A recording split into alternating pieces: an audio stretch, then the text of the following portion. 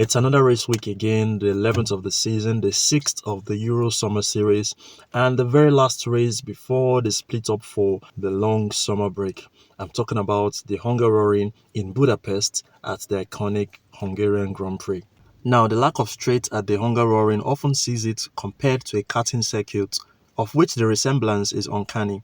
With several series of corners to string together, teams opt for Monaco levels of downforce with a well-sorted chassis tending to be rewarded over horsepower given the short straight on offer. It is a challenge many drivers relish, however, with finding a good rhythm key to setting fast lap times. It is a circuit with just 4 straight mode zones across 14 corners, length of 4.381 kilometers and a distance of 306.63 kilometers, all spanning for 70 laps. So just like we had at Spa last week at the Belgian Grand Prix, it's going to be the same this weekend in Budapest. 3 practice sessions across Friday down to Saturday, where they converge much later by 3 p.m. that same Saturday for the qualifying rounds, which sets the grid up for how it's going to start the race on Sunday by 2 p.m. Nigerian time. So 3 team news for you heading into the race weekend. We'll start with Aston Martin.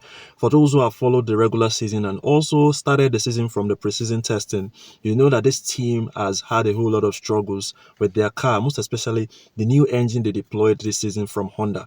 But this time around, we hear that they are having a major upgrade to their car. It's going to be a second part of what they've been preparing from the start of the season. So the car is set to have the same chassis and engine, but upgrades would be noticed to the weight reduction and also significant changes to aerodynamic innovations ahead of the Hungarian Grand Prix. So that's a good news for Aston Martin fans. So let's see how this is going to be of significant help to them as we are halfway through the season. Next is McLaren. So we hear that McLaren intend to bring in the new Macarena wing to the Hungarian Grand Prix, of which the development work would be tested by one of their reserve drivers. I'm speaking about Leonardo Fornaroli this weekend. So Fornaroli is going to be replacing Lando Norris in the session, that's the FP1, of which is part of F1's mandatory program for rookies and reserve drivers. So not only McLaren will be experiencing this, we'll also see this in the teams like Cadillac and some other teams. When you see some drivers you are not familiar with, just know it's part of the rookie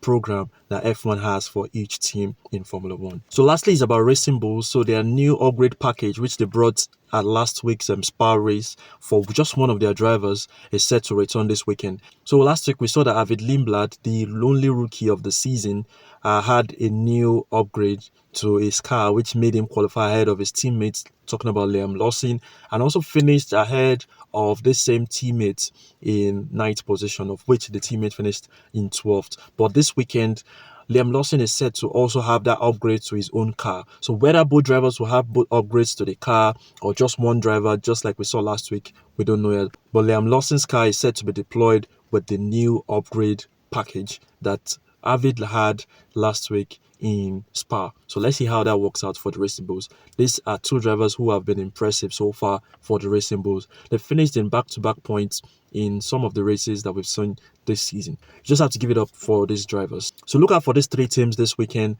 I'm speaking about Aston Martin, McLaren and the Racing Bulls. So let's remind ourselves of the standings once again after last week's race at Spa.